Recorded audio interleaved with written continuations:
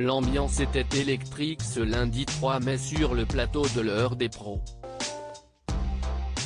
Le ton est rapidement monté entre Elisabeth Lévy et Pascal Praud.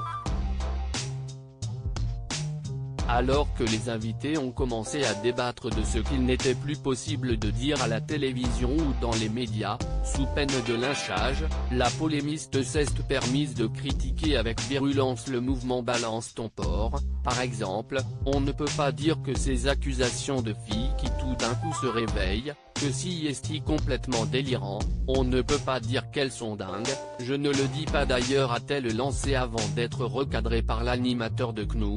Mais qu'est-ce que vous en savez? Il ne fallait pas plus pour agacer l'essayiste qui s'est mise à hurler sur Pascal Praud. Si est un interrogatoire où je peux finir une phrase? Lui a-t-elle répondu avant d'ajouter, j'ai l'impression d'être dans un commissariat là, si est incroyable depuis tout à l'heure vous me coupez la parole, pour ne pas me laisser parler. Un coup de colère qui a laissé le journaliste sans voix, alors que la directrice de la rédaction du magazine Causeur a continué sur sa lancée. Dans ses accusations de féministe on voit bien qu'il y a des reconstructions complètes, a-t-elle poursuivi en citant notamment le nom de Sandra Muller. Sandra Muller qui me dit qu'elle a été traumatisée par quelque chose qu'on lui a dit, je ne le crois pas. De mon expérience humaine on n'est pas traumatisé pendant 10 ans parce qu'un type avec qui on a bu des coupes de champagne vous dit à la fin tu me plais à balancer sans détour. Elisabeth Lévy.